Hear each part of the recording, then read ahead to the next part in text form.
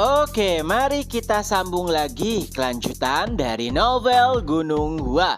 Beberapa saat setelahnya, Baekhyun dan beberapa murid Gunung Hua tengah menarik Jongmyeon yang tertimbul. Baekhyun nampak mengeluh karena sangat sulit sekali baginya untuk menarik Jongmyeon keluar. Lalu ia pun memerintahkan Jogul untuk menariknya dengan benar.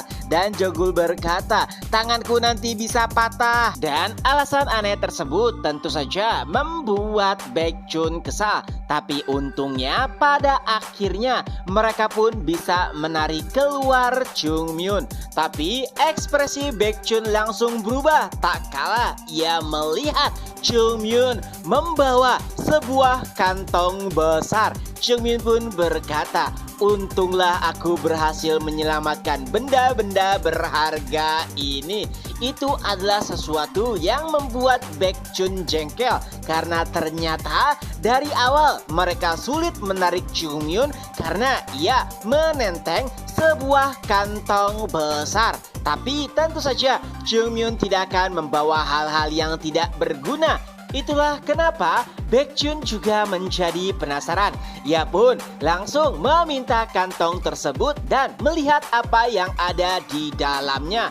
Lalu alangkah terkejutnya Baekhyun karena ia melihat ada banyak sekali kristal es di dalamnya. Tidak hanya itu, ia juga melihat sebuah botol yang mana awalnya Baekhyun mengira jika itu berisi alkohol dan ternyata bukan. Jongmyeon menjelaskan jika itu adalah Clearstone Milk. Mendengar namanya saja sudah membuat Baekhyun takjub. Sama halnya dengan Snow Ginseng, itu adalah ramuan yang sangat langka. Bahkan di seluruh penjuru dunia sangat efektif. Satu tetes saja bernilai lebih baik daripada ratusan emas. Tapi Jongmyeon berhasil membawa beberapa botol. Dan tidak hanya itu, ada banyak barang aneh berharga lainnya bersama kristal es dan juga Clearstone Milk. Baekhyun sedikit heran bagaimana bisa sang uskup memiliki banyak barang berharga. Padahal mereka belum lama berada di Laut Utara. Jongmyeon juga memikirkan hal yang sama. Tapi jika ditelaah lebih baik, mereka telah mempersiapkan hal tersebut selama 100 tahun. Seperti halnya Clearstone Milk. Mungkin itu akan diberikan kepada sang Heavenly Demon tak kala ia dilahirkan kembali. Sebenarnya Heavenly Demon tidak membutuhkan ramuan seperti itu. Tapi jika ia berhasil dibangkitkan, pastinya tubuhnya belum stabil. Ramuan seperti Clearstone Milk akan sangat membantu. Jongmyeon terlihat nampak senang dan bangga karena ia berhasil mendapatkan rampasan perang berharga. Dan tentunya ia pun memutuskan untuk menjaganya seorang diri. Lalu Jongmyeon juga menatap murid-murid Gunung Hua. Walaupun tubuh mereka dipenuhi luka, tapi untungnya murid-murid masih selamat. Setelahnya, Sol Sobek pun berlari menuju ke arah Jongmyeon. Saat melihatnya, ia pun berkata, "Taoist Jongmyeon, Anda masih hidup?" Tentu saja itu membuat Sol Sobek senang. Begitu juga dengan Han Yimong. Tak kala melihat gua runtuh, kali itu ia langsung yakin jika Jongmyeon tengah terkubur hidup-hidup dan mati. Itu adalah berita yang sangat menyedihkan karena Jongmyeonlah penyelamat sebenarnya bagi Istana Laut Utara. Kematiannya tentu saja merupakan kabar yang sangat berat.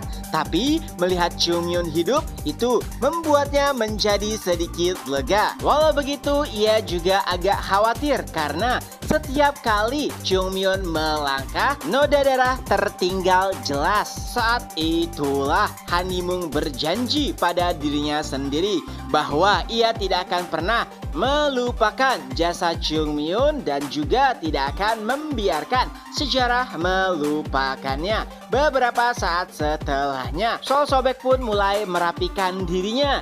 Lalu ia juga meminta bawahannya berbaris di depan murid-murid Gunung Hua. Setelahnya ia pun mulai membungkuk berterima kasih secara formal kepada penyelamat mereka.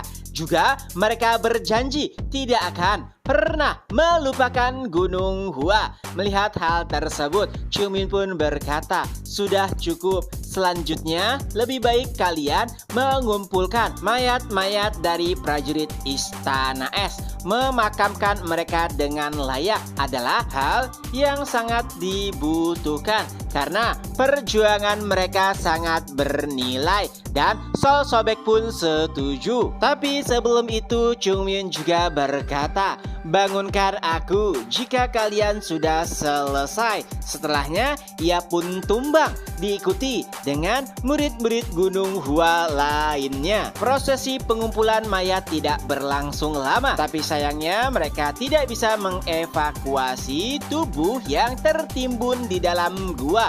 Begitu juga dengan tubuh penatua Yosahon. Sangat disayangkan, tapi mereka juga berjanji tidak akan pernah melupakan jasa-jasa mereka karena pada akhirnya mereka mati demi mempertahankan Istana Es. Setelah mengumpulkan mayat selesai, Sol Sobek pun memanggil para murid Gunung Hua, tapi nampaknya mereka tertidur pulas. Tidak bisa dikatakan mereka pingsan. Sol Sobek ingin membangunkan mereka, tapi Han Yimong menghentikan dan berkata lebih baik membangunkan mereka jika kereta telah tiba. Tentu saja Sol Sobek langsung setuju. Di tengah-tengah murid Gunung Hua yang tertidur, Baek Ah juga terlihat di atas Chungmin. Itulah akhir pertempuran yang sangat sengit melawan kultus iblis dan juga sang uskup. Rumor kemenangan Istana Es terhadap kultus iblis pun langsung menyebar.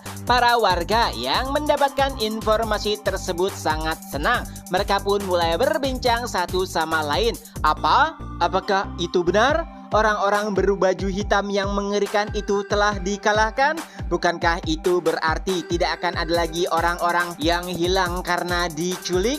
Seseorang menjelaskan, ya, aku melihatnya sendiri. Pimpinan muda yang merupakan anak dari pimpinan sebelumnya memimpin pasukan langsung untuk bertarung melawan para anggota kultus dan mereka menang. Tapi seorang pria tua menambahkan, jangan bohong, aku melihat mereka kembali dengan kerusakan yang sangat besar. Aku bahkan tidak yakin mereka masih memiliki obat-obatan untuk digunakan.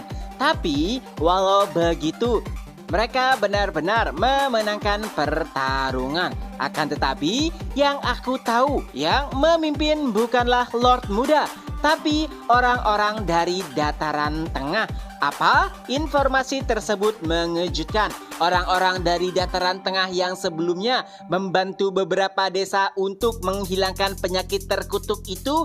Perbincangan menjadi semakin intens. Siapa sangka orang-orang dari dataran tengah yang pernah singgah di tempat mereka ternyata adalah kelompok yang memiliki andil besar dalam kemenangan Istana Es. Seseorang bertanya dari mana mereka berasal dan seseorang pun menjawab, aku rasa itu adalah Gunung Hua. Ya, Gunung Hua. Sepertinya itu merupakan salah satu dari 9 sekte besar. Mendengar nama Gunung Hua, mereka pun berjanji tidak akan pernah melupakan namanya. Beralih ke Istana Es, nampak murid-murid Gunung Hua tengah menyuruh Jogul, Gul, bawakan aku air.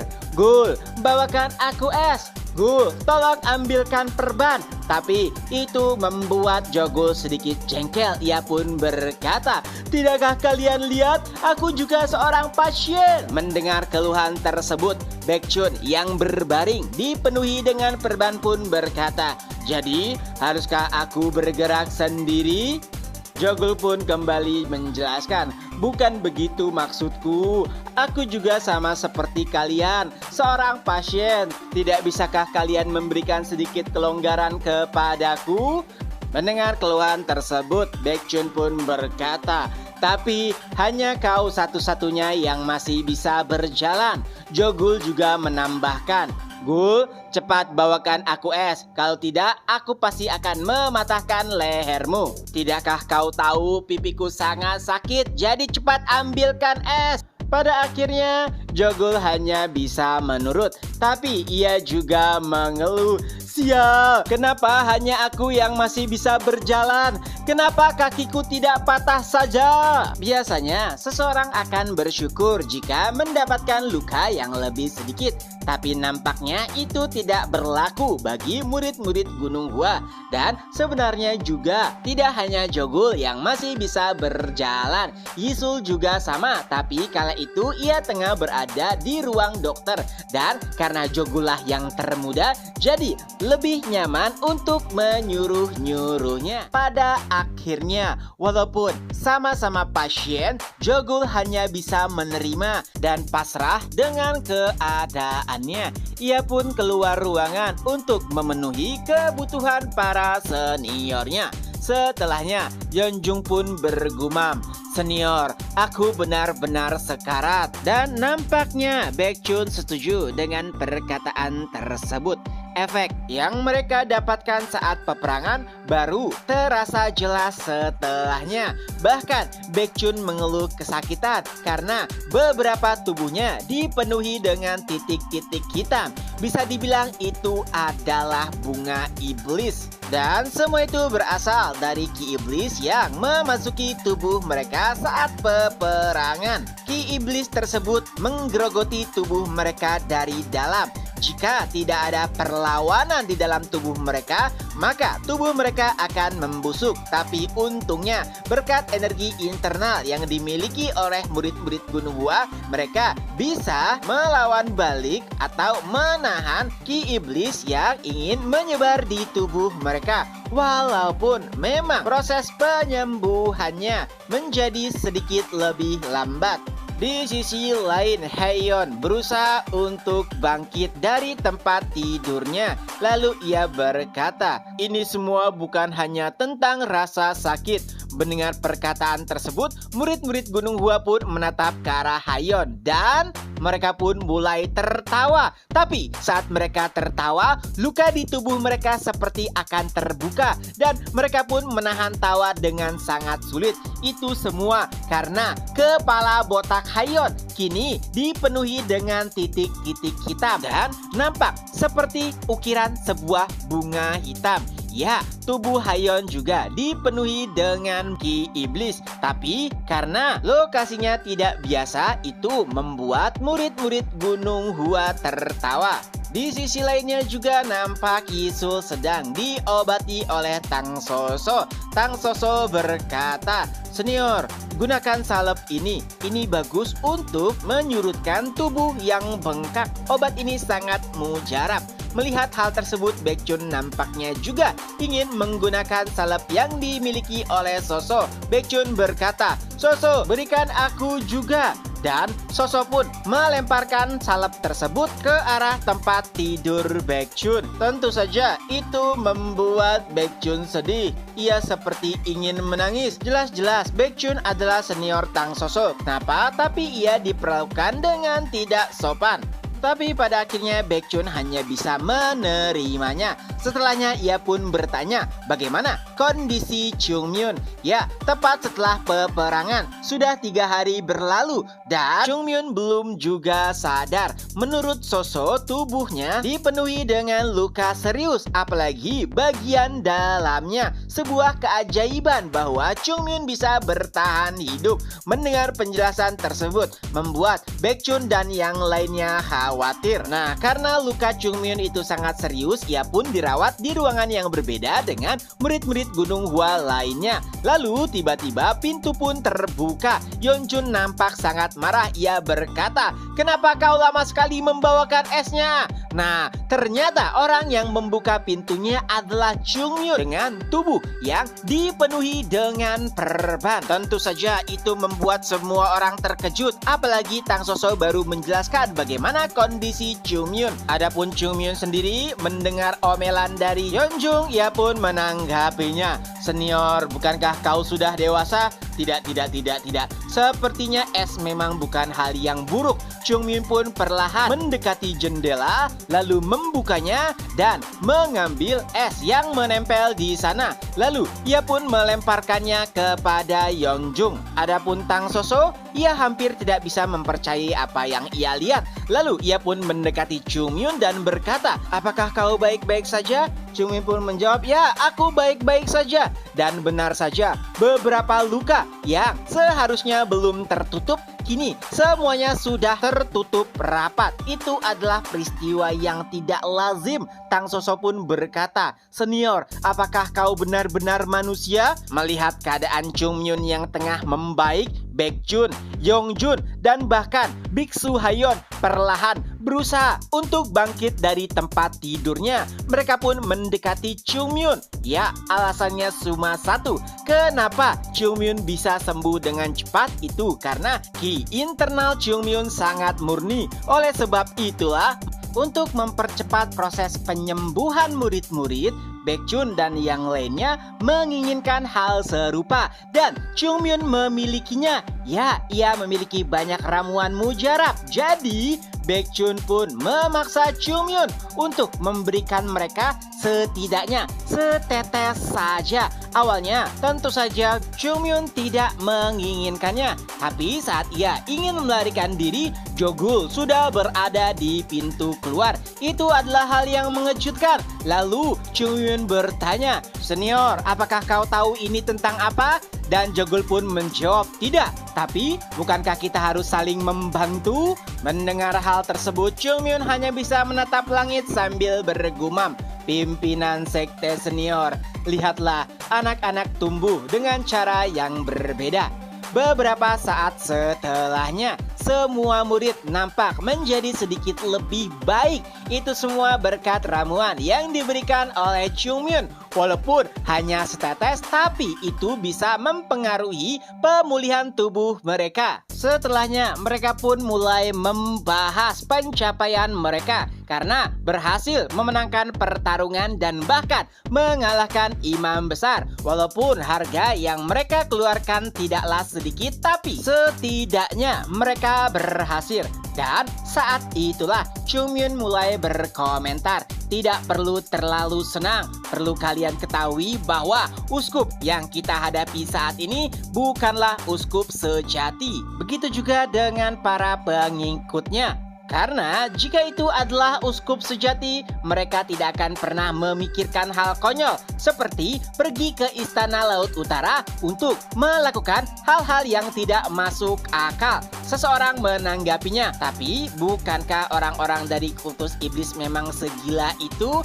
Dan Chungmyun pun menjawab, "Ya, pada satu titik, tapi apa yang mereka lakukan itu tidak seperti apa yang biasa dilakukan oleh kultus iblis sepenuhnya. Yang intinya, mereka bukanlah pasukan utama atau pasukan sejati yang dimiliki oleh kultus iblis. Memikirkannya saja sudah membuat murid-murid gemetar karena mereka tahu benar betapa mengerikannya uskup yang mereka lawan dan juga anggota kultus iblis bawahannya. Tapi jika mereka bukan kekuatan asli, itu artinya apabila ada kelompok kultus iblis sesungguhnya menyerang dataran tengah, bisa dipastikan dataran tengah akan hancur. Dan lebih mengerikan jika iblis surgawi ditambahkan." Mengetahui fakta tersebut, Baekjun dan murid-murid Gunung Hua lainnya pun sepakat agar mereka bertambah kuat untuk mengantisipasi situasi yang mungkin akan terjadi di masa depan.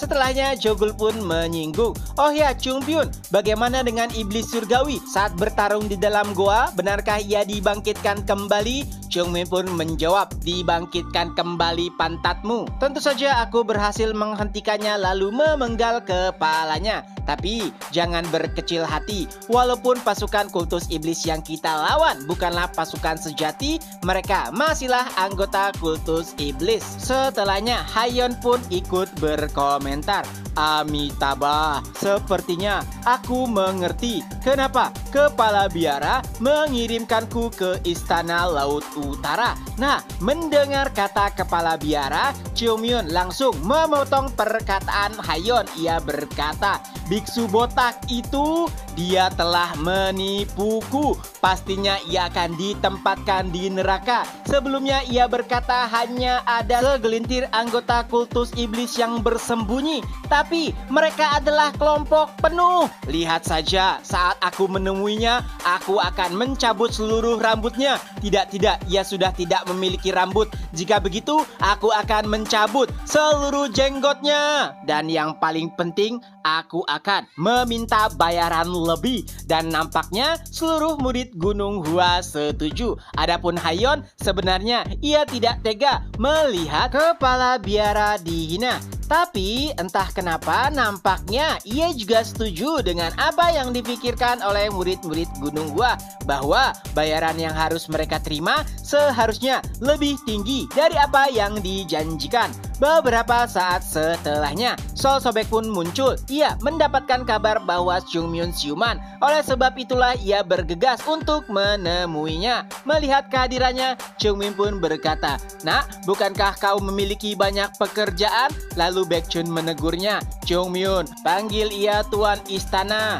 Tapi nampaknya Sol Sobek sama sekali tidak mengganggu. Lalu ia pun mengutarakan niatnya. Tentu saja, pertama Sol Sobek ingin mengucapkan terima kasih kepada penyelamat Istana Laut Utara. Walaupun ia memiliki banyak tugas, tapi adalah hal yang buruk jika tidak langsung menemui penyelamat mereka. Mendengar argumen tersebut, Cheongmyeon nampak senang. Ia berkata, "Sepertinya kau telah dididik dengan baik. Oh iya, seharusnya Anda tahu juga bukan bahwa kata-kata terima kasih saja tidak akan cukup. Bahkan hewan yang ditolong akan membalas budinya. Jadi, aku pikir Istana Laut Utara tidak lebih rendah daripada hewan yang ditolong." Dan tentu saja, Sol Sobek setuju dengan apa yang dikatakan Cheongmyeon. Tapi, semakin lama mereka berbincang, Sol Sobek merasakan ketidaknyamanan. Apalagi pada ujungnya, Cheongmyeon berkata, "Baiklah kalau begitu, biarkan aku melihat aset-aset apa saja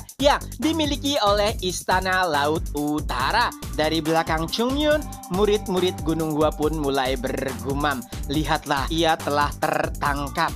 Sungguh sangat memalukan.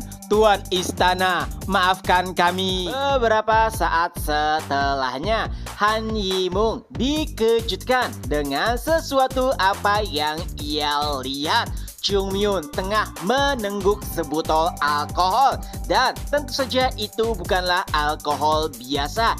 Itu disebut alkohol embun es. Salah satu alkohol yang hanya bisa disantap oleh petinggi Istana Es. Tidak hanya itu, bahkan lord-lord sebelumnya biasanya meminum alkohol tersebut menggunakan cangkir khusus. Tapi kali ini Cheongmyeon menengguknya secara langsung. Dan setelah menyantap satu botol, ia pun meminta botol lainnya. Bukan hanya itu, pemandangan aneh yang Han Yimung lihat, tapi juga bagaimana bisa ada seekor marten yang dengan santainya melahap begitu banyak daging. Ya, itu adalah Baek-ah yang menemani Cheongmyeon menyantap hidangan yang disediakan langsung oleh Sol Sobek. Han Yimung tidak menyangka jika hal seperti ini akan terjadi. Sebelumnya, Sol Sobek bahkan memarahi seluruh penatua agar memberikan seluruh daftar kekayaan yang dimiliki oleh Istana Es. Dan ternyata daftar tersebut diberikan kepada Cheongmyeon. Di sisi lain, Jogul pun bertanya kepada Baekhyun, "Senior, apakah ini tidak apa-apa? Bukankah Cheongmyeon masih dalam masa pemulihan? Bagaimana bisa ia makan dan minum seperti orang gila? Bukankah itu bisa membuatnya mati?" Tapi Baekhyun sudah tidak mempedulikan lagi apa yang dilakukan oleh Cheongmyeon. Dan perkataan tersebut membuat Han Yimung semakin tidak memahami apa yang sebenarnya tengah terjadi di hadapannya. Di sisi lain, semakin lama Cheongmyeon mempelajari data aset yang dimiliki oleh Istana Es, ekspresinya semakin berubah. Bukannya senang, ia malah terlihat semakin sedih. Alasannya, Karena dari sudut manapun Chung Myun tahu bahwa Istana Es bahkan lebih menyedihkan dibandingkan dengan Gunung Hua saat pertama kali ia datang. Ini benar-benar kacau. Gunung Hua bahkan lebih baik karena saat itu hanya menangani beberapa orang saja. Tapi Istana Es lebih dari sekte. Ia harus mengurus wilayah yang berada di bawah kendali Istana Es. Yang artinya Chung Myun bahkan bingung bagaimana bisa Istana Es akan bertahan di masa depan dengan aset yang mereka miliki. Chung Myun pun mulai bertanya kepada Komandan Han Yimung, "Tuan Han, oh tidak, Komandan Han, apa yang akan Anda lakukan selanjutnya?" Itu adalah pertanyaan yang aneh. Komandan Han bertanya, "Apa maksudmu?" Dan Chung Myun pun menjawab, "Bagaimana kau akan memberikan makan kepada Istana Es dan orang-orangnya?" Ya, Han Yimung langsung paham dengan maksud perkataan Chung Myun. Ia juga tahu bahwa Lord saat ini yaitu Sol Sobek mungkin tidak akan langsung paham dengan apa yang dituliskan di dalam buku catatan aset. Tapi bagi orang lama seperti Han Yimung, ia tahu benar bahwa Istana Es saat ini kondisinya benar-benar kacau. Ia bahkan tidak menyangka jika Sol Chung Sang akan benar-benar menjual Istana Es dan membawanya kepada kehancuran. Tidak ada yang bisa dilakukan oleh mereka kecuali membuka lagi perdagangan dengan orang-orang di dataran tengah. Hanya dengan cara itu mereka bisa kembali mendapatkan uang dan bertahan. Tapi permasalahannya, menurut Chung Myun, mereka bahkan tidak memiliki sesuatu yang bisa diperdagangkan. Jadi, bagaimana bisa mereka bertransaksi jika tidak memiliki apapun? Dan nampaknya Han Yimung juga paham benar terkait kondisi mereka. Oleh sebab itulah ia ingin meminta tolong kepada Gunung Hua sekali lagi. Bolehkah mereka dipinjamkan biji-bijian setidaknya untuk waktu 1 tahun? Setelah kristal es kembali berproduksi, mereka pasti akan membayarnya. Awalnya tanggapan Chung Myun terlihat seperti menolak, tapi ternyata tidak. Chung Myun langsung menyetujuinya. Ia berkata bahwa mereka memiliki banyak persediaan, jadi tidak perlu khawatir. Itu adalah sesuatu yang membuat Han Yimung senang. Ia pun mengucapkan rasa terima kasih sebesar-besarnya kepada Chung Myun. Adapun Chung Myun sendiri, ia berkata jika dirinya hanya melakukan sesuatu yang harus dilakukan oleh seorang teman. Dan Chung Myun pun mulai menjelaskan beberapa hal yang membuat Han Yimung merasakan sesuatu yang tidak nyaman. Chung Myun menyinggung, "Ya, sebagai seorang teman, bukankah kita harusnya saling membantu? Dan jika seorang teman memiliki bar, bukankah seharusnya teman tidak berbelanja di tempat lainnya?" Itu adalah logika dasar yang bisa dipahami, tapi itu juga nampaknya menuju sesuatu yang akan membuat Han Yimung pusing.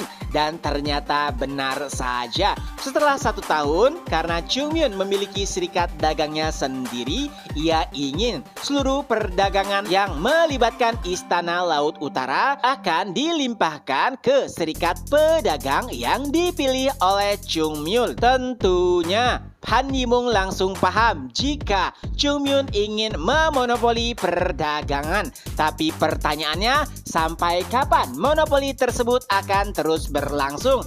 Dan dengan senyum iblisnya, Chung Myun pun menjawab, "Sampai aku mati." Bukankah pertemanan itu abadi? Mendengarkannya saja sudah membuat Han Yimung pusing. Ia bahkan sempat berpikir bahwa mati kelaparan nampaknya lebih baik. Beberapa saat berikutnya, setelah menjamu Chung Myun, Sol Sobek pun kembali ke ruangannya. Ia nampak sangat puas karena perbincangan berjalan dengan baik. tapi tidak dengan Han Yimung. Ia pun bertanya kepada Sol Sobek apakah dirinya mengerti maksud dari monopoli dan bukannya itu terlalu berbahaya karena jika seseorang memonopoli sesuatu maka harga ditentukan oleh pihak tersebut. Dengan begitu Istana Es tidak akan bisa mendapatkan keuntungan yang besar karena para pedagang tidak bisa bersaing untuk menentukan harga. Dan ternyata Sol Sobek mengetahui itu dengan baik. Tapi ia yakin Gunung Hua ataupun Taoist Chungmyun bukanlah kelompok yang sangat serakah. Itu sudah dibuktikan dari berbagai macam hal. Pertama, mereka mati-matian membela Istana Es. Padahal bisa saja mereka melarikan diri setelah mendapatkan kristal es. Dan pastinya jika mereka serakah, mereka juga tidak akan pernah mempertaruhkan nyawa mereka bahkan jika dirinya diculik oleh kultus iblis. Intinya di sini Sol Sobek tidak terlalu khawatir jika yang memonopoli perdagangan adalah Gunung Hua. Setelahnya ia pun bertanya kepada Komandan Han. Komandan Han, apakah Anda tahu seberapa kuat Gunung Hua?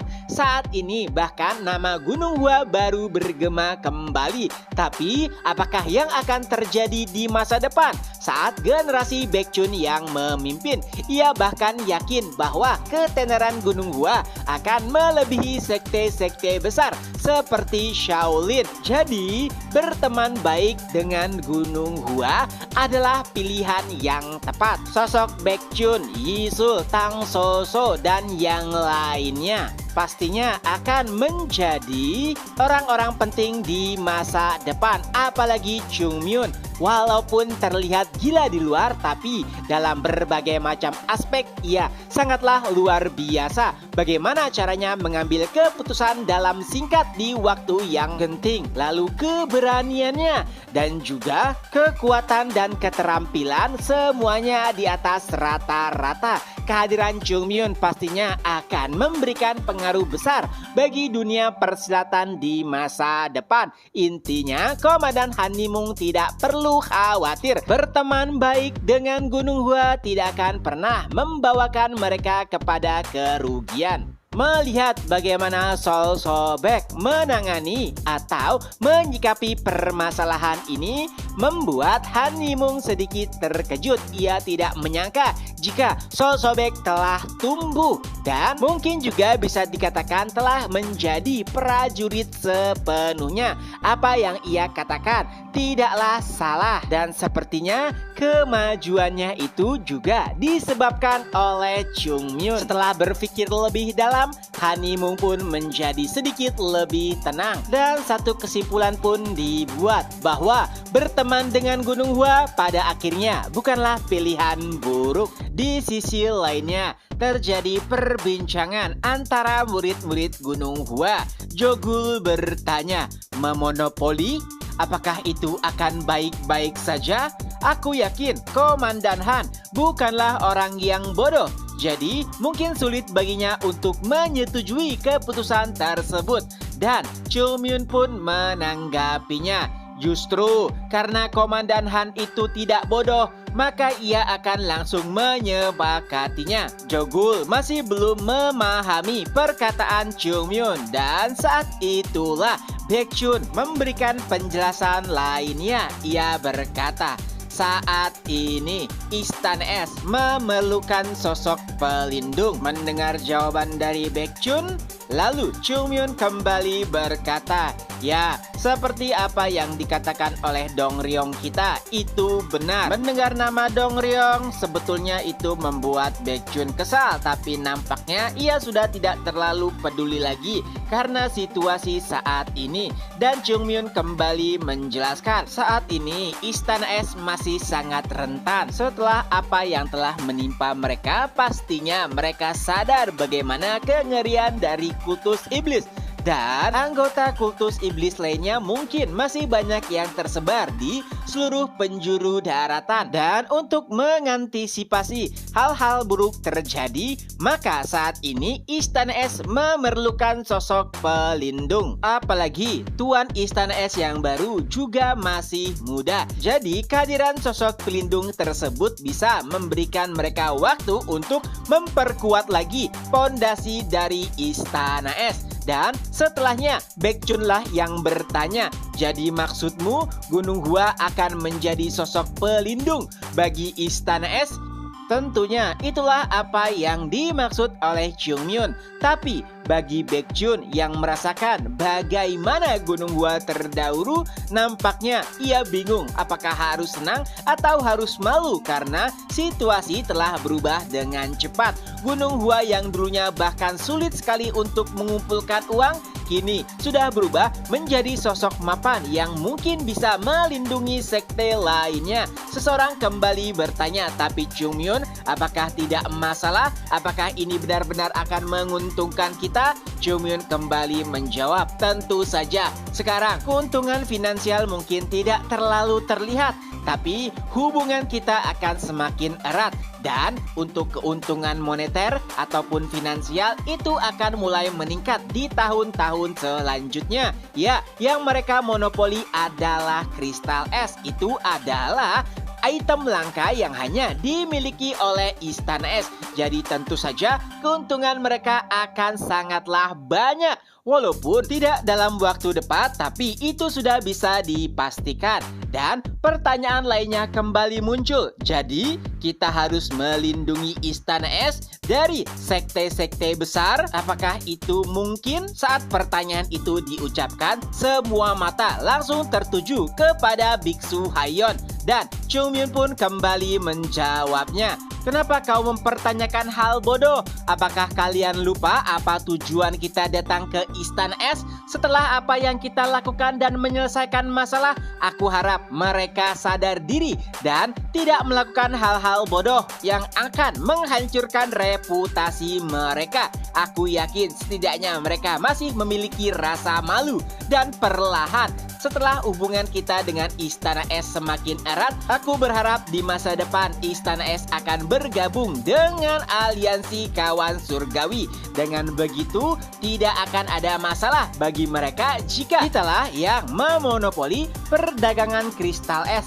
Memang, jika Gunung Hua sendiri mungkin agak terlalu berat untuk melawan sekte-sekte besar. Tapi, dengan aliansi kawan surgawi, mungkin itu bisa menjadi lebih mudah. Mendengarkan penjelasan Jongmyeon, nampaknya murid-murid mulai mengerti. Dan kini, permasalahan di Laut Utara telah selesai. Dan yang tersisa hanyalah mempersiapkan diri dan kembali ke Gunung Hua. Tapi ada satu hal yang pasti sambil menatap Baek-ah yang ada di punggungnya, yaitu Jongmyeon tidak akan pernah ingin kembali lagi ke Istana Es ataupun Laut Utara. Beberapa hari setelahnya terjadi perdebatan antara Jongmyeon dengan Komandan Han Yimung. Tentu saja itu berkaitan dengan detail kontrak ataupun kerjasama yang akan mereka lakukan, yaitu antara Gunung Hua dengan Istana Es. Jogul ada untuk mendampingi Jongmyeon. Tentu saja ada alasan kenapa Jogul dibawa. Itu semua karena Jogul adalah anak dari pedagang. Dan bisa dipastikan kemampuan dan juga pengetahuannya terkait perdagangan atau negosiasi lebih baik dibandingkan dengan murid-murid Gunung Hua lainnya. Tapi sayangnya nampaknya kehadiran Jogul sama sekali tidak berguna. Teknik negosiasi yang biasanya dilakukan oleh orang-orang normal tidak berlaku bagi Jongmyeon. Dan yang terjadi, Jogul hanya duduk diam sambil menyaksikan perdebatan di antara keduanya. Nah, perdebatan yang terbesar adalah bagaimana cara pandang Jongmyeon untuk membuat Istana Es kaya lebih cepat. Dan itu nampaknya tidak terlalu disetujui oleh Han Yimung. Jongmyeon berkata, jika Istana Es ingin cepat kaya, maka mereka harus mengirim lebih banyak orang ke tambang kristal es. Tapi permasalahannya orang biasa pasti sulit untuk menambang di sana. Jadi Chungmyun menyarankan agar mengirimkan para penjaga untuk ikut bekerja. Tentu saja Han Yimung menolak. Alasannya karena biasanya para pejuang Istana Es memiliki harga diri tinggi. Dan sebagai pejuang pastinya mereka akan menolak jika dipekerjakan sebagai pekerja tambang. Dan itu juga membuat tingkat kekuatan Istana Es menurun karena sebagian besar pasukan mereka nantinya akan pindah ke bagian penambangan. Nah, Istana Es ini memiliki harga diri yang tinggi. Bahkan Han Yimung yakin Lord sebelumnya juga akan memiliki pikiran yang sama dengannya.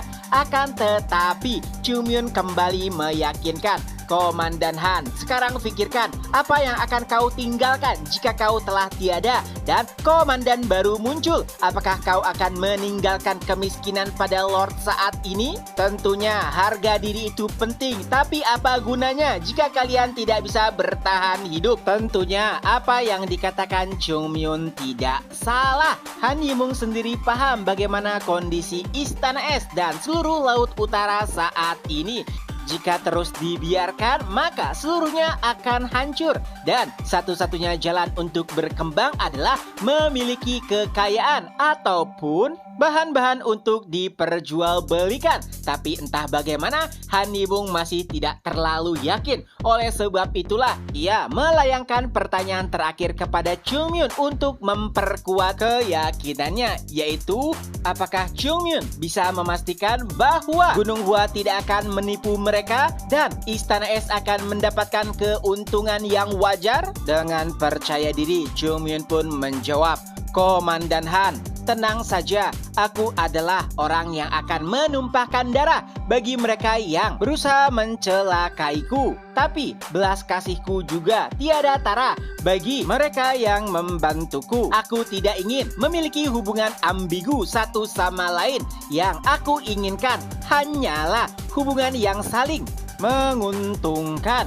Jika Istana Es dalam masalah, maka Gunung Hua akan datang membantunya. Pertanyaannya, apakah Istana Es akan melakukan hal yang sama? Han Yimung terdiam sejenak, lalu ia pun kembali berkata, jika itu adalah perintah tuanku, maka aku tidak akan menghalanginya. Karena bukankah kita adalah teman? Nampaknya sudah terjadi kesepakatan di antara Chungmyun dan Komandan Han. Dengan begitu, kontrak kerjasama akhirnya ditandatangani. Adapun permasalahan para pekerja yang nantinya akan diambil dari para penjaga, Chungmyun yang akan menanganinya. Chungmyun hanya perlu menghajarnya dan memberikan beberapa pelajaran agar mereka mau menurut. Mendengar hal tersebut, Jogul hanya bisa bergumam, ini benar-benar sudah berakhir. Dan sepertinya awan gelap mulai berkumpul di atas Istana Es. Setelah selesai, Chungmyun merasa sangat lega. Dan Jogul pun bertanya, Chungmyun, apakah tidak masalah? Bukankah kau terlalu berlebihan? Lalu bagaimana kita akan memanfaatkan kristal es dan juga baja dingin yang kita bawa dari sini?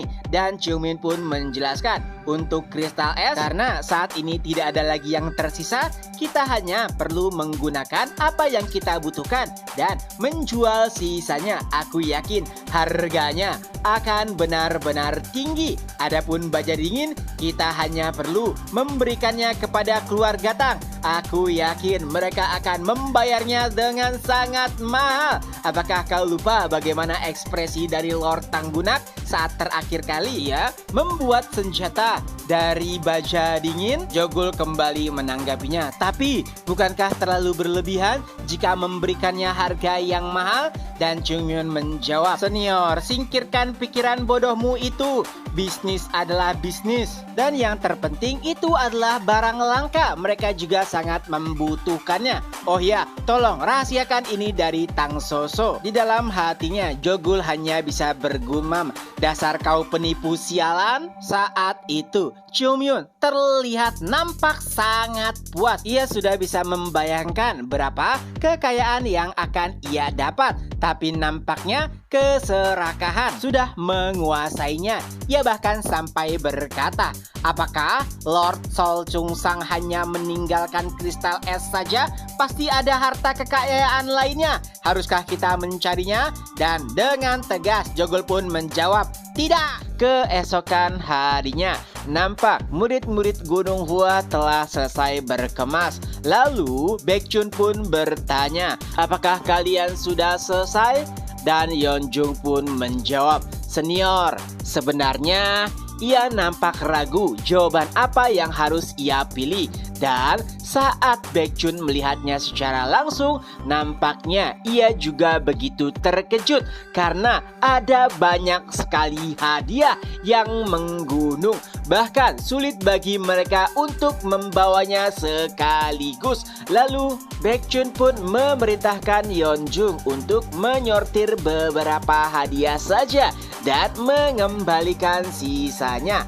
Nah, ternyata semua hadiah tersebut diberikan langsung oleh Sol Sobek, Lord muda saat ini, kepada Gunung Hua. Seolah-olah ia telah merampok seluruh kekayaan yang dimiliki oleh Istana Es. Tentu saja semua orang sudah bisa mengira kenapa Sol Sobek melakukan hal tersebut. Dan pastinya sumber masalahnya ada pada junior mereka, yaitu Jongmyun. Entah bagaimana, nampaknya kali ini Sol Sobek sudah sangat terpengaruh dengan pikiran-pikiran Jongmyun.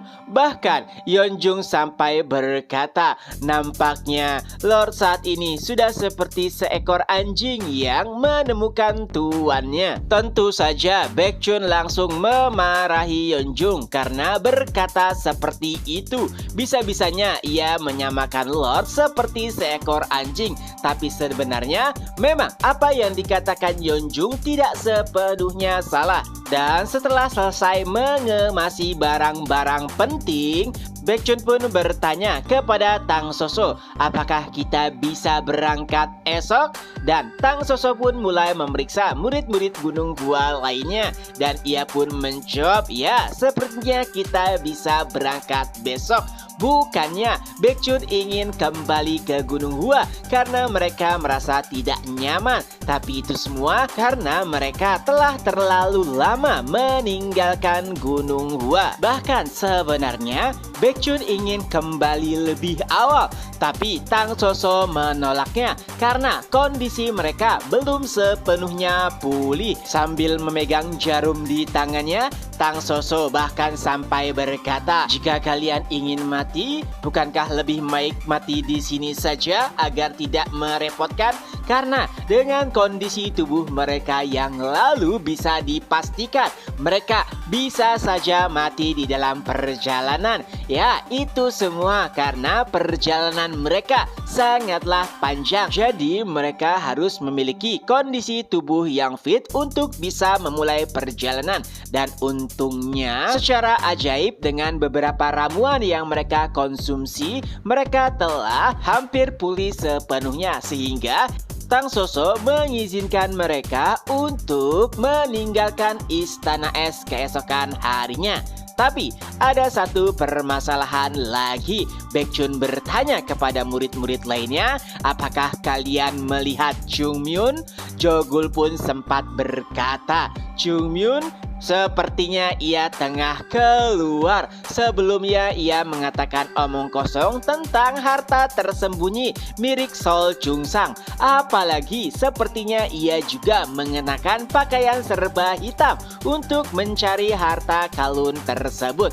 Baekhyun dan yang lainnya nampaknya sangat pusing dengan apa yang dilakukan oleh Jongmyun. Apalagi mengenakan baju serba hitam, bagaimana jika ia tertangkap? Dan Jogul pun menanggapinya, senior tenang saja, bahkan jika Jongmyun tertangkap mereka akan melepaskannya. Pernyataan tersebut membuat Baekhyun bingung dan Jogul kembali menjelaskan, Itu semua karena orang-orang di Laut Utara sudah menganggap Chungmyun seperti Buddha. Mendengar hal tersebut, Haeyeon pun langsung berkata, hentikan omong kosongmu murid. Dan Jogul pun merevisinya. Oh, biksu, maafkan aku. Mungkin itu semua karena orang-orang di Istana Laut Utara tidak terlalu mengenal Buddha. Jadi oleh sebab itulah Chungmyun diperlakukan seperti Buddha. Dan Haeyeon kembali menegurnya. Murid, bukankah kau terlalu berlebihan? Hingga pada akhirnya mereka pun hanya bisa menghela nafas. Tapi satu hal yang pasti, mereka tahu bahwa Chungmyun masih menyembunyikan sesuatu. Dan mereka juga sadar kenapa Chungmyun melakukan hal tersebut. Ia adalah sosok yang akan memberikan informasi penting apapun bahkan sebelum kita memintanya. Dan jika Chungmyun belum memberikan informasi tersebut, itu artinya Chungmyun mungkin masih belum mempercayai kita. Ya, mereka bahkan tidak berniat bertanya kepada Chungmyun apa yang sebenarnya telah terjadi di dalam goa. Yang intinya mereka hanya bisa mempercayai Chungmyun saja.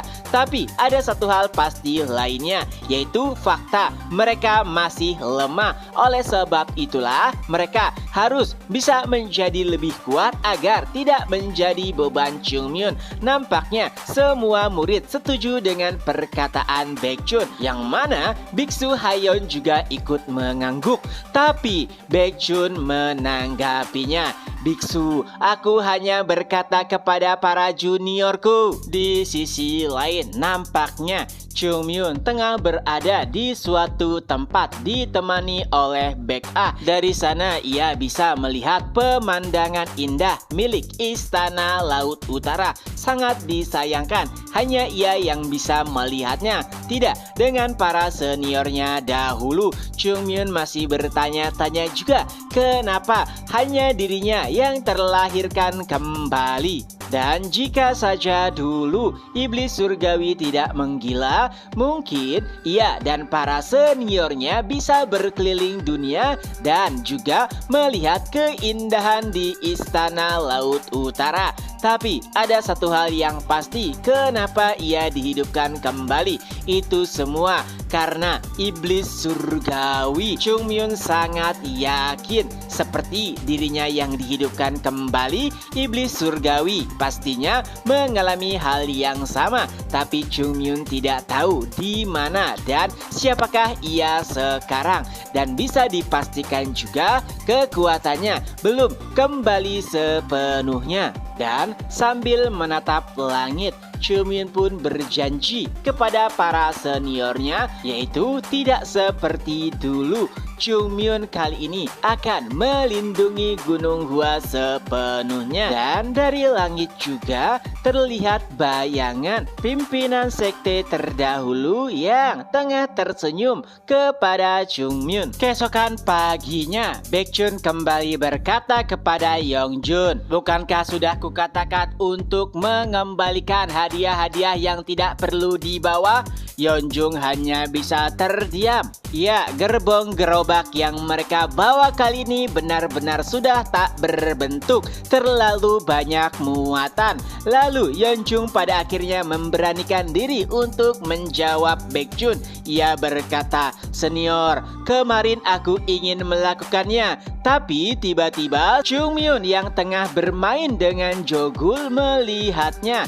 Dan Chungmyun pun memerintahkan untuk membawanya kembali. Mendengar namanya disebutkan, Jogul pun berteriak, kenapa kau membawa-bawa namaku? Mendengar hal tersebut tentu saja membuat Baekhyun pusing. Itulah mengapa ia memerintahkan Yeonjung untuk mengembalikan barang-barang sebelum Chungmyun kembali. kembali. Dan yang lebih membuat Baekhyun pusing adalah ia tidak bisa melihat keberadaan Jongmyon. Ia sempat bertanya, lalu Yeonjung menjawab bahwa Jongmyon telah berkemas setelah matahari terbit dan ia pun menghilang. Lalu Baekhyun pun melihat ke arah gerobak. Ia melihat sebuah celah kecil. Baekhyun pun langsung sadar bahwa pastinya Jongmyon tengah bersembunyi di sana. Dan benar saja, saat merogoh ke dalam ada seonggok buntalan dan tentu saja itu adalah Jongmyon. Dengan sangat kesal, Baekhyun pun berkata, bagaimana bisa seorang manusia bertindak seperti Musa? Dan saat melihat ada Baek-ah juga di sana, Baekhyun kembali berkata lagi, dan bagaimana bisa juga ada seekor musang yang bertindak seperti manusia? Adapun Jongmyon, ia terlihat sangat kesal karena salju telah turun, yang artinya udara kali ini lebih dingin dari sebelumnya. Oleh sebab itulah ia bersembunyi di dalam gerobak. Tapi bukan itu permasalahannya. Baekhyun bertanya, Jongmyon, kenapa kau harus membawa seluruh hadiah? Dan Jongmyon pun menjelaskan bagaimana bisa mereka mengembalikan sesuatu yang telah diberikan. Lagi pula aku tidak mencurinya. Tentu saja apa yang dikatakan Jongmyon tidak sepenuhnya salah, tapi bawaan mereka terlalu banyak. Bagaimana mereka bisa menariknya sampai Gunung Hua? Saat itulah Jongmyon langsung memberikan tanggapan. Senior, hentikan omong kosongmu itu. Bukankah kau berkata ingin menjadi lebih kuat? Jadi, jadikanlah hari-harimu sebagai latihan. Karena jika hanya berfokus kepada latihan formil, sulit bagi mereka untuk bertambah kuat dengan sangat cepat. Oleh sebab itulah, mengangkat beban yang berlebihan juga bisa dianggap latihan. Dan nampaknya sangat sulit bagi Baekhyun untuk menentang argumen tersebut. Apalagi perbincangan mereka juga terhenti tak kalah Lord Sol Sobek tiba. Jongmyon pun langsung menghampirinya. Lalu ia bertanya, kenapa Lord ada di sini?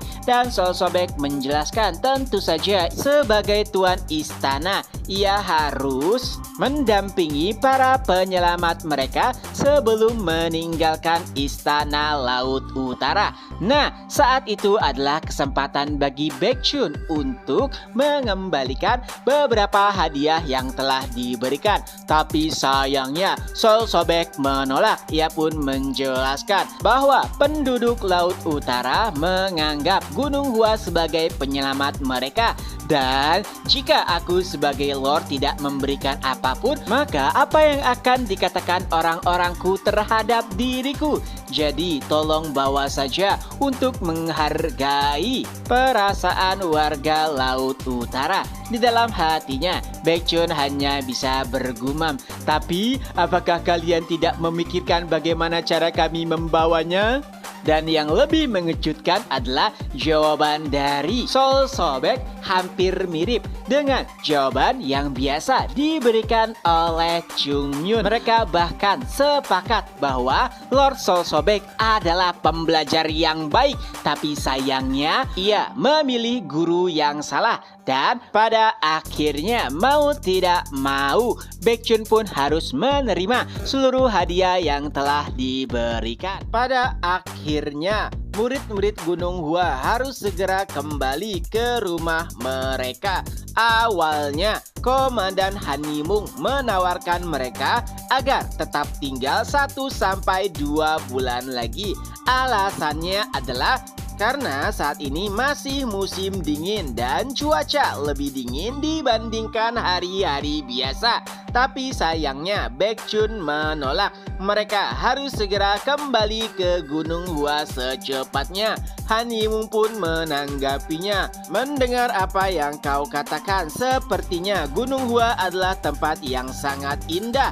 Baekhyun berkata, aku tidak tahu bagaimana pandangan orang-orang terhadap Gunung Hua, tapi bagiku itu adalah tempat yang selalu dirindukan.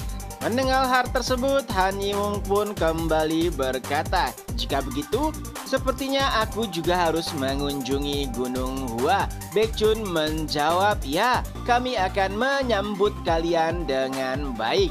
Di sisi lain, nampak Sol Sobek ingin mendekati Chung Myun. Tapi entah kenapa, Chung Myun langsung menjauhinya. Itu adalah sesuatu yang bahkan membuat murid-murid Gunung Hua terkejut. Ya, nampaknya sikap fanatisme milik Sol Sobek terhadap Chung Myun bahkan membuat dirinya terganggu. Tapi melihat ekspresi Sol Sobek, pada akhirnya Chung Myun pun kembali mendekatinya sambil mengelus kepalanya. Chung Myun pun mulai menasihatinya. Ia mengatakan beberapa hal agar Sol Sobek bisa tetap kuat. Dan juga jangan merasa terbebani, karena tanggung jawab Istana Es bukan hanya tanggung jawab Lord, melainkan tanggung jawab setiap orang. Jadi jika ingin maju, maka jangan mengandalkan satu orang saja. Kalian harus saling bekerja sama. Setelah menyampaikan beberapa nasihat, Chung Myun pun berkata kepada murid-murid, baiklah, mari kita berangkat. Dan dengan instruksi tersebut, murid-murid pun mulai menarik gerobak. Baru beberapa langkah saja, seorang prajurit Istana Es pun maju, lalu ia berteriak, murid-murid Gunung Hua, kami tidak akan pernah melupakan kebaikanmu. Ternyata itu adalah Song Won. Dan ternyata prajurit lainnya mengikuti apa yang dilakukan oleh Song Won. Mereka mengucapkan terima kasih secara bersamaan dan juga menundukkan kepala mereka. Melihat hal tersebut, Baekjun awalnya ingin menghentikan pergerakan mereka. Tapi kata Chung Myun, tidak perlu. Saat ini yang harus kita lakukan adalah terus melangkah. Dan tak terasa akhirnya mereka pun melewati gerbang. Tapi suara ucapan terima kasih terus saja terdengar. Dan pada akhirnya gerobak yang ditarik oleh murid Gunung Hua perlahan menghilang dari pandangan Sol Sobek dan yang lainnya. Ya, ada banyak yang harus mereka lakukan untuk memperbaiki Istana Es. Itulah yang disampaikan Sol Sobek kepada Han Yimung. Tugas mereka banyak, jadi mereka harus bekerja keras. Apalagi secara resmi Istana Es juga telah setuju untuk bergabung dengan Aliansi Kawan Surgawi. Dan dalam waktu dekat, menurut Chung Myun, mereka akan meresmikannya dan mengumumkan hal tersebut ke seluruh penjuru negeri. Jadi Sol Sobek juga harus mengirimkan perwakilan. Oleh sebab itulah mereka juga harus memperkuat diri agar tidak dianggap enteng. Setidaknya sudah ada 4 sekte besar. Pertama Gunung Hua, lalu ada Keluarga Tang, Istana Binatang Nanmam, dan yang terakhir adalah Istana Es. Ditambah dengan sekte-sekte kecil yang mengikuti mereka. Dan hari di mana munculnya Aliansi Kawan Surgawi ke permukaan akan semakin dekat. Di sisi lain, gerobak ditarik dengan sangat cepat. Walaupun mereka nampak kelelahan dan mengeluh, tapi tidak ada yang berhenti menarik. Walau begitu, Baekjun merasakan sesuatu yang aneh. Memang bawaan mereka lebih banyak dibandingkan dengan sebelumnya. Tapi firasat Baekjun menyatakan jika ini lebih berat daripada apa yang mereka bawa. Hingga saat itulah Jogul mulai membuka suara. Senior, sebenarnya sebelum kita pergi, Lord Sol Sobek memberikan seluruh besi dingin yang tersisa di Istana Es.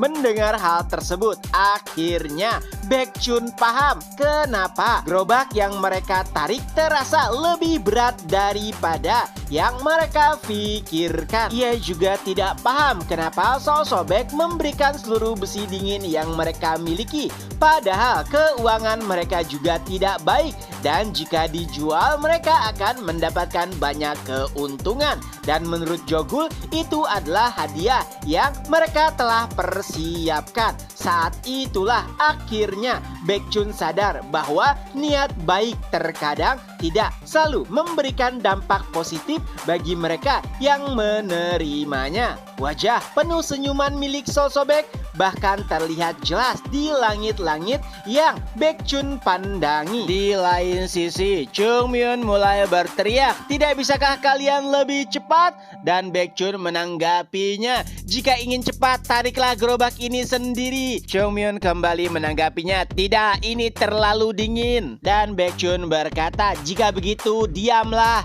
Ya, ada alasan kenapa murid Gunung Hua harus berlari dengan sangat cepat. Karena jalan yang mereka lewati sebenarnya adalah sebuah danau yang tengah membeku. Alih-alih lewat jalur biasa, murid-murid Gunung Hua lebih memilih lewat jalan pintas walaupun itu adalah jalan yang ekstrim.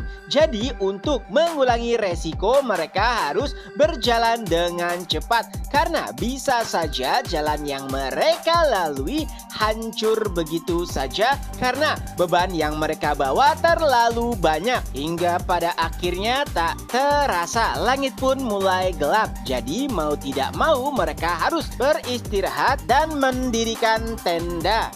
Dan setelah tenda berdiri, Jongmyeon pun berkata kepada murid-murid, "Apakah kalian tidak makan?" Mendengar hal tersebut tentu saja membuat Baekhyun kesal. Ia pun melemparkan sebuah tas dan bukannya Jongmyeon yang mengambil tas tersebut, malah Baek-ah yang menangkapnya. Melihat hal tersebut bisa dipastikan bahwa keduanya memang benar-benar mirip. Lalu Jogul pun bertanya, "Senior, tidak bisakah kita menunda perjalanan? Dari apa yang dikatakan oleh Komandan Han, musim semi akan segera tiba." Dan Baekhyun pun menjawab, "Tidak, itu akan menjadi berbahaya. Apakah kau lupa tempat apa yang kita lewati? Jika musim semi tiba, maka daratan yang kita lewati akan semakin tipis. Dan dengan beban yang kita bawa, itu bisa membuat jalan hancur. Jadi mau tidak mau kita harus terus menarik gerobak sampai mencapai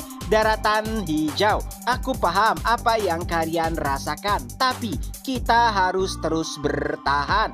Dan jika kita terus menarik gerobak, maka kita akan mencapai Gunung Hua lebih cepat. Dengan begitu, pada akhirnya kita bisa beristirahat." Mendengar perkataan Baekhyun, Jogul pun berkata, "Senior, sepertinya kau telah benar-benar gila. Bagaimana bisa ada dua Jongmyeon sekarang?" Memang apa yang dikatakan Baekhyun tidak salah, tapi itu memberikan penderitaan lebih bagi mereka yang menarik gerobak, termasuk Baekhyun sendiri. Walau begitu, pada akhirnya mereka tidak memiliki pilihan lainnya.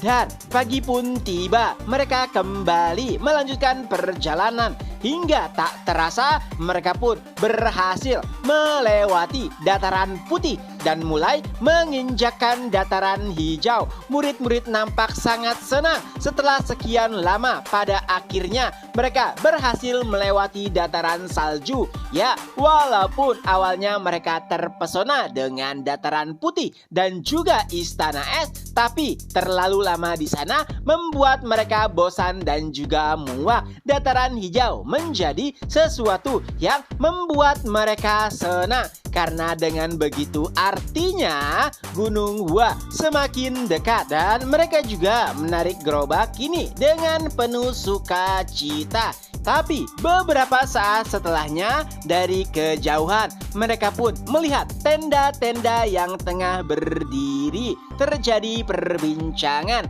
apakah mereka harus pergi ke sana atau melewatinya saja. Mereka tidak tahu apakah itu pengembara atau kelompok lainnya. Dan saat itulah Jongmyeon keluar dari gerobak. Ia berkata, "Air, kita butuh air." Ya, tidak seperti saat berada di istana es. Mereka bisa minum air kapanpun karena daratan dipenuhi dengan salju. Tapi tidak dengan saat ini. Dan dari apa yang Jongmyeon lihat, sepertinya di dekat tenda tersebut ada sebuah danau kecil. Dan pada akhirnya keputusan pun dibuat. Mereka memilih untuk mengunjungi tenda-tenda yang tengah berdiri. Hingga saat tenda tersebut mulai dekat, Baekjun dan juga murid Gunung Hua pun sadar bahwa itu bukanlah tenda milik pengembara karena ada beberapa simbol yang terlukiskan di tenda tersebut. Dan nampaknya murid-murid Gunung Hua tahu siapakah pemilik simbol tersebut.